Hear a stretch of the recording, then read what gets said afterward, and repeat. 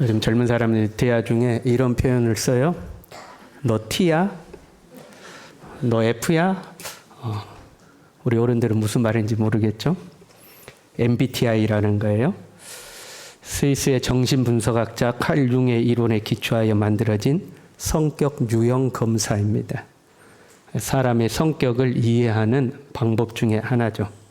4가지 지표가 있습니다. 외향적이냐, 내향적이냐, 감각적이냐, 직관적이냐, 사고형이냐, 감정형이냐, 판단형이냐, 인식형이냐, 이것을 조합해가지고 16가지 성격 유형을 만듭니다. 외향적이냐, 내향적이냐, 이건 우리가 금방 알겠죠? 저 사람 외향적이야, 내향적이야. 외향적인 사람들은 주변 환경, 주변 사람, 사건에 관심이 많습니다. 세상 돌아가는 일에 관심이 많아요. 외부 세계에서 에너지를 충전하는 거죠. 반면에 내향적인 사람들은 자신의 생각과 감정에 몰두를 합니다. 외부에서 어떤 사건이 일어나도 저게 나랑 무슨 상관이야 이제 하는 태도를 가지는 거죠. 혼자만의 시간을 통해서 깊이 사색하고 거기에서 에너지를 충전합니다. 그런 식으로 이제 사람을 구분하는 거예요. 사실 중심이냐, 감정 중심이냐. 여러분 대화하면 그런 사람들이 있어요. 따라합시다. 왜? 따라해봐요. 왜? 무슨 이야기를 하면 왜? 하고 묻는 사람들. 왜? 그게 뭔데? 그래서 사실을 알아가는 거죠. 결국 판단합니다. 그건 네가 잘못했네. 이게 사실 중심적인 사람들의 특성입니다. 감정 중심적인 사람들은 진짜? 그럽니다. 따라합시다. 진짜? 좀 차이가 있죠. 감정에 몰두하는 거죠. 어떻게 그럴 수가 있어? 너 진짜 힘들었겠다. 이렇게 하는 거죠. 이게 이제 감정 중심적인 사람들의 대화 방식입니다. 또 계획적이냐, 즉흥적이냐로 또 구분이 됩니다. 보세요. 계획적인 시어머니가 있고 즉흥적인 며느리가 있어요. 그래서 명절 때 만났어요. 계획적인 시어머니가 계획을 세웠습니다. 야, 전 부치고 생선 굽고 그 다음에 나물 무치자 했습니다. 그런데 즉흥적인 며느리가 어머니 나물부터 무칠게요. 그러면 시어머니는 기분이 나쁩니다. 아니 뭐 나물부터 무칠 수 있는 것 아닌가? 그러나 계획적인 사람들은 자기가 세운 계획대로 돼야 됩니다. 반대로 계획적인 며느리가 있고 즉흥적인 시어머니가 있습니다. 시어머니가 있습니다. 며느리야 오늘 전 부치고 생선 부치고 그 다음에 나물 무치자 해서 며느리가 네 알았어요 어머니 하고 준비를 하는데 갑자기 시어머니가 야 나물부터 무치자 그러면 며느리가 스트레스 받습니다. 그래서 며느리가 우리 어머니는 이랬다 저랬다 해 이제 이렇게 하는 거죠. 상처받은 며느리가 명절이 끝나고 가는 길에 남편에게 하소연 합니다. 우리 어머니는 말이야 전부터 부친다고 그래가지고 나물부터 부치고 이랬다 저랬다 해. 그러면 남편이 감정 중심적인 남편이었다면 그래? 어이구 얼마나 힘들었어? 그럴 텐데 남편이 사실 중심적인 남편이면 왜? 그게 어때서? 그건 네가 잘못했네. 며느리로서 어머니가 시키는 대로 해야지. 그래서 가는 길에 이제 대판 싸우는 겁니다. 내향적인 며느리였다면 혼자만의 시간을 보내면서 생각을 정리하겠죠. 혼자 조용히 시간을 보내면서 생각을 정리할 겁니다. 그러나 외향적인 며느리는 이 스트레스를 견디지 못하고 명절 끝에 친구들을 만납니다. 친구들을 만나서 이제 수다를 떠는 거죠.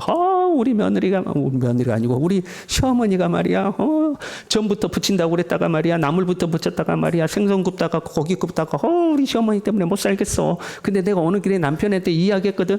우리 머저리 같은 남편이 뭐라고 그러는지 알아? 내가 잘못했다는 거야. 아이고 내 눈이 삐었지 어쩌다가 저런 놈을 만나가지고 그때 친구들한테 수다를 떠는 거죠. 그러면 대부분의 친구들은 그래? 어쩜? 아이고 얼마나 힘들었어. 아이고야. 그런 친구들이 있는가 하면 그 중에 사실 중심적인 친구가 하나가 있는 거죠. 왜? 그럴 수도 있는 거 아니야? 네가 잘못된 것 같은데? 하고 옳고 그름을 판단합니다.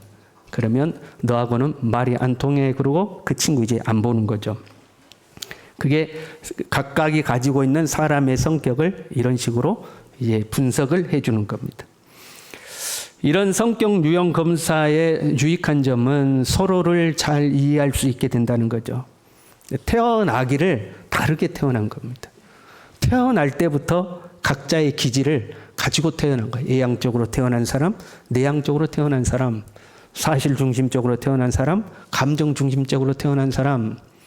이걸 신앙적으로 이야기하면 하나님이 우리를 다양하게 만드셨다는 겁니다. 내가 옳고 네가 그르다의 문제가 아니라 다양성의 문제, 스타일의 문제라는 거죠. 그래서 우리는 서로를 이해하고 용납해야 합니다. 우리 같이 따라해 볼까요? 그럴 수도 있지. 그럴 수도 있지. 네. 가족 간에도 다 다른 거예요. 형제 간에도 다른 거예요. 부부 간에도 태어나기를 다 다르게 태어난 거예요. 스타일이 다 다른 겁니다. 서로의 성격이 부딪힐 때에 그럴 수도 있지 하고 서로를 이해하고 용납할 필요가 있습니다. 말은 쉬운데 그렇게 간단한 문제는 아닙니다. 왜냐하면 우리가 살아가는 이 세상에는 관계가 단순하지가 않아요. 수평적인 관계가 있는가 하면 수직적인 관계가 있습니다. 수평적 관계의 대표적인 것은 친구 관계라고 할 수가 있죠. 너와 나가 대등한 위치에서 서로의 의견을 나누고 대화를 하는 거죠. 수직적 관계의 대표적인 것은 군대라고 말할 수가 있습니다. 이 수직적 관계에서는 대화하고 타협하고 논의하기보다는 명령하고 복종하는 것이 우선입니다. 여러분 군대에 갔어요? 생각해봐요. 부대 차렷! 딱 차렷 아무도 안 하네. 군기가 다들 빠졌어요. 자, 부대 차렷 했을 때에 병사 하나가 있다가 잠시만요. 생각 좀 해보고요. 지금 차렷할 때가 아닌 것 같은데요. 굳이 여기에서 차렷을 해야 됩니까? 그럴 수는 없는 겁니다. 수직적 관계에서는 명령하면 부대 차렷하면 복종해야 되는 거죠. 수평적 관계에서는 대화가 통하지 않으면 서로 멀어지게 되어 있습니다. 쟤랑은 성격이 안 맞아. 쟤하고 못 놀겠어. 하고 멀어지죠. 그러나 수직적 관계에서 이 성격이 맞지 않으면 이 수직적 관계는 대부분이 헤어질 수 없는 관계가 많습니다. 그렇잖아요. 부모와 자녀 관계. 수직적 관계죠. 직장 상사와 부하 관계. 에이, 직장 때려쳐. 이게 쉽지가 않잖아요.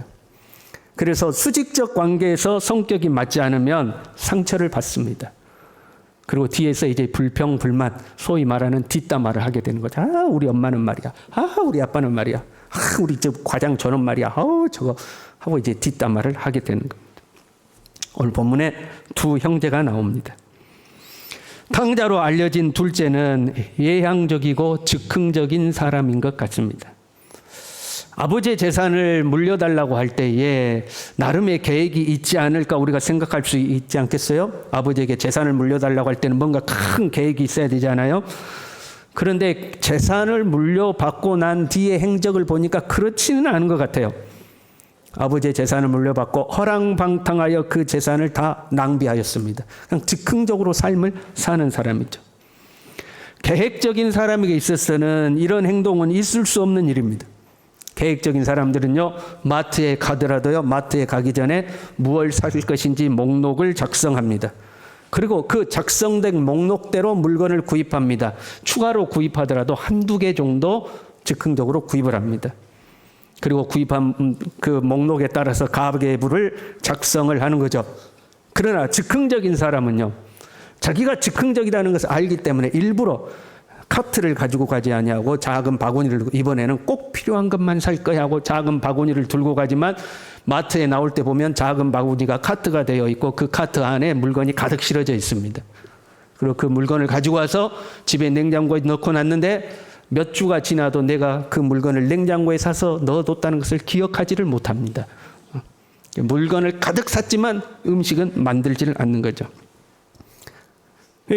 계획적인 사람에게 있어서 동생 행동은 이해가 안 되는 거예요. 형은 계획적인 사람이었습니다. 29절에 이렇게 돼 있어요. 내가 여러의 아버지를 섬겨 명을 어김이 없거늘 명령에서 벗어난 적이 없습니다. 짜여진 규범에서 절대 벗어나지를 않습니다. 이런 사람은요, 삶이 별로 재미도 없습니다. 딱 정해진 대로만 살거든요. 그래서 이렇게 고백해요. 내게는 염소 새끼라도 주어 나와 내 벗으로 즐기게 하신 일이 없더니. 여러분 맞는 말일까요? 말씀을 자세히 봐요. 12절에 이렇게 돼 있어요. 아버지가 그 살림을 각각 나눠 주었더니 동생에게만 준 게 아니라 형에게도 나눠줬다 이 말이에요. 동생이 아버지의 재산을 달라고 할 때 동생만 준 게 아니에요. 형에게도 줬어요. 그런데 아버지가 안 준 것이 아니라 형은 이렇게 즐기고 누리는 삶이 자기의 성품과 맞지가 않은 거예요. 사람 북적북적 하는 것이 싫은 사람 있죠. 여러분 그런 사람 있죠? 사람 북적북적 하는 데 가면 아우 기빨려 그런 사람 있어요. 그래서 거기 안 가고 싶은 사람이 있어요. 조용히 정해진 일, 해야 할 일만 하고 사는 것이 편안한 사람이죠. 이렇게 명절이 찾아와도 친척들 많이 모이는 거 안 좋아하는 사람이 있어요. 그냥 사람 많은 게 싫은 거예요. 사람 만나고 나면 피곤해요. 나에게 있어서 평안이란, 이런 유형의 사람에게 있어서 평안이란 내가 예상한 대로 하루가 계획대로 조용히 지나가는 것이 평안이에요. 뭔가 돌발 변수가 생기는 것 자체가 스트레스예요. 이런 형의 관점에서 볼 때 동생은 도저히 이해가 안 되는 유형입니다. 규범을 지키지도 않습니다. 즉흥적입니다. 무모합니다. 자기 멋대로입니다. 반대로 동생이 볼 때 형은 재미가 하나도 없는 사람입니다. 자기는 논리적이라고 꼬박꼬박 따지는데 동생이 볼 때 이 형은 사람이 깐깐하고 융통성도 없고 인생을 즐길 줄도 모릅니다. 절대 같이 놀고 싶지 않은 사람입니다. 형과 동생이 맞지 않아요. 형의 입장에서 봤을 때 동생이 도저히 마음에 들지 않습니다. 같이 생활할 때도 마음에 들지 않았습니다. 그런데 아버지의 재산을 가지고 나갔어요. 허랑방탕했어요. 그 형의 고백에 의하면 창기와 함께 삼켜버린 이 동생이 거지가 되어서 돌아왔습니다. 형은 이 동생이 도저히 용납이 안 되는 거예요. 반드시 벌을 받아야 됩니다. 응당한 대가를 치러야 합니다. 그게 형의 성격입니다. 우리가 자녀를 양육하다 보면 고민될 때가 있잖아요. 우리의 자녀가 잘못을 범했어요. 그러면 용서를 해야 해요. 그러나 어떻게 용서해야 이것이 아이에게 교훈이 되고 교육이 될까 고민하는 거죠. 한번 여러분 생각해 봐요. 여러분의 자녀가 게임에 빠졌어. 게임에 빠져가지고 유료 아이템을 산 거예요. 아이들이 게임에 쓰는 아이템들을 돈 주고 사는 거예요. 그래서 다음 달 핸드폰 요금이 청구가 됐는데 40만 원이 나왔어요. 핸드폰 요금이. 용서하겠어요? 용서하지 않겠어요? 그 자녀. 여러분의 자녀가 게임에 빠져가지고 40만 원을 썼어. 용서해요? 안 해요? 용서 안 하실 거예요? 용서해요? 안 해요? 용서는 해야죠. 그러나 조건이 있죠. 1번 그냥 용서해 준다. 1번. 2번 반드시 대가를 치르도록 한다. 한 달 용돈에서 얼마든지 까가지고 내가 일시불 내주지만 너는 반드시 갚아라 하든지 대가를 치르도록 한다. 1번 무조건 용서한다. 2번 대가를 치르도록 한다. 1번 손 들어보시오. 오, 살벌하네. 아무도 없네. 와. 2번. 야, 너는 아직 결혼도 안 했는데 2번 손 드냐? 그럼 손 안 든 분은 뭐예요? 용서 안 하시는 분들인가? 고민되잖아요. 어떻게 용서를 할까? 대부분은 그냥 용서하지 않죠. 누구를 위해서요? 자녀를 위해서 뭔가 교훈을 얻기를 원하는 거죠.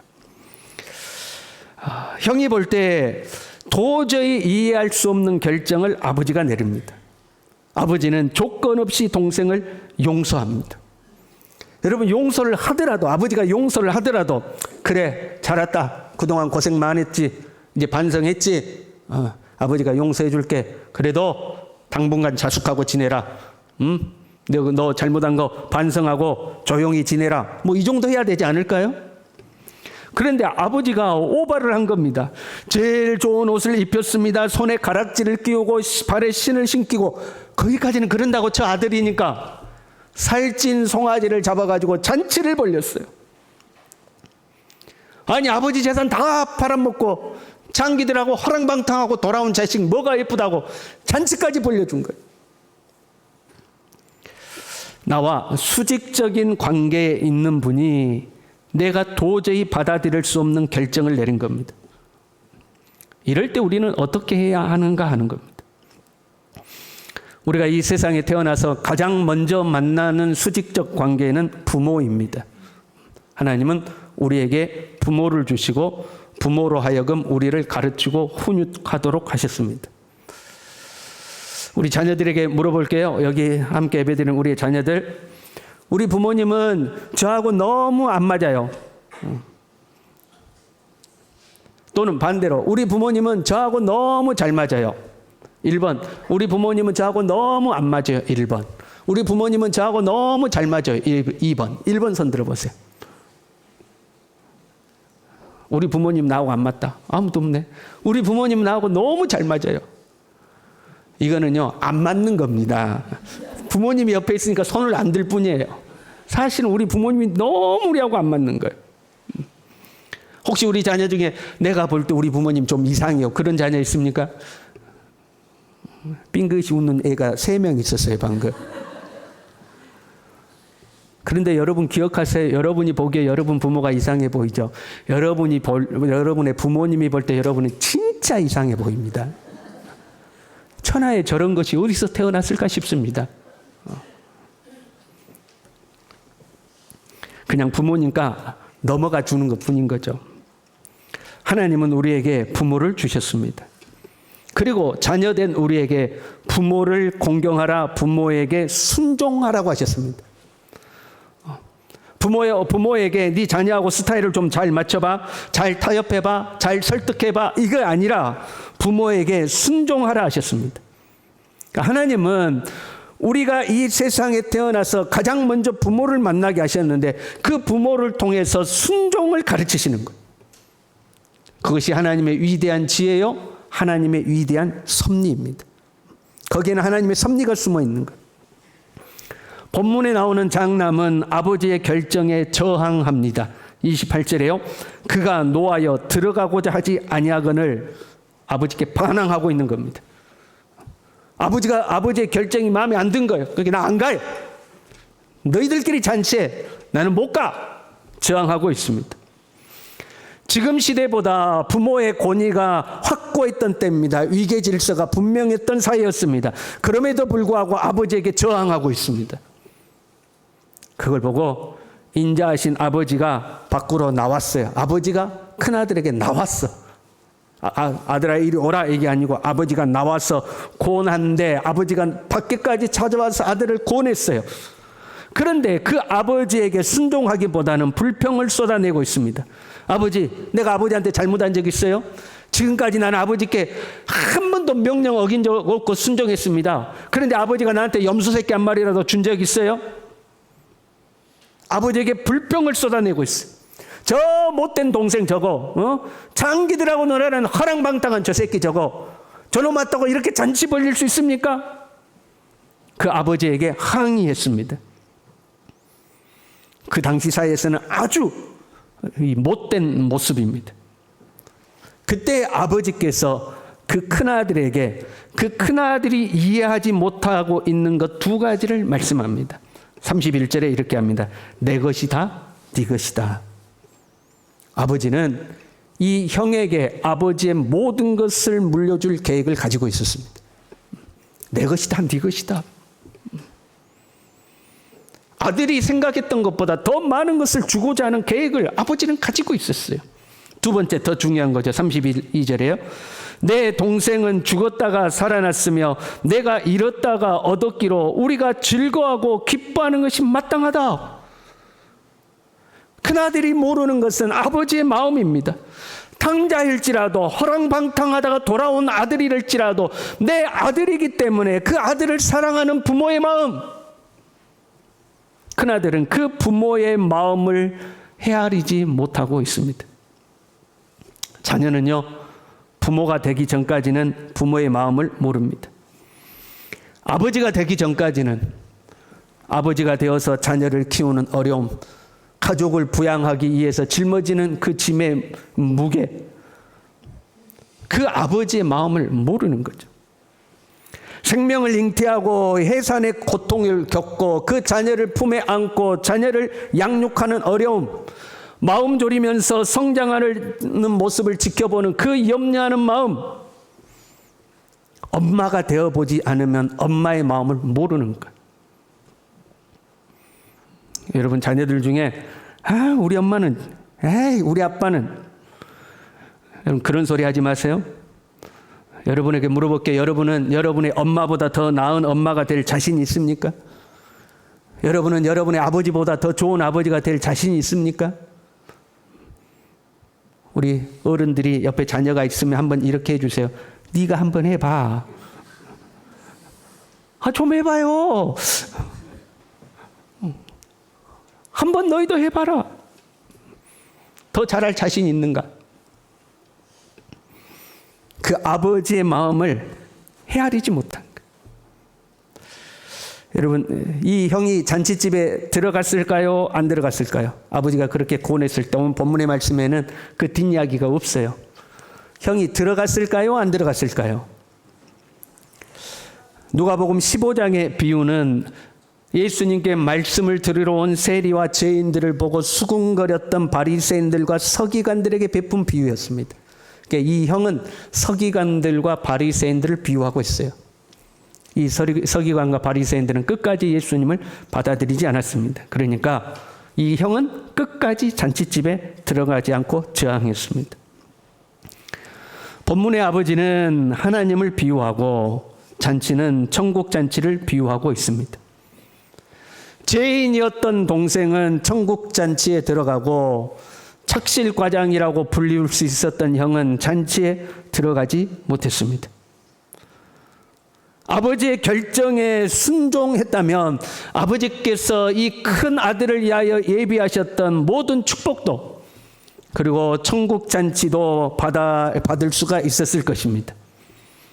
이것이 순종함에 숨겨져 있는 하나님의 지혜이며 하나님의 섭리입니다.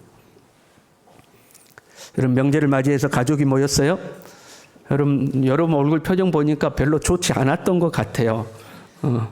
예배드리는 여러분의 얼굴 표정이 다 굳어 있는 걸 보니까 가족이 모여서 서로 안 맞은 것 같아요. 서로 여러분 안 맞은 거 있어요. 가족이라도 안 맞는 게 있어요. 서로 다르게 태어났어요. 서로 이해하고 용납해야 돼요.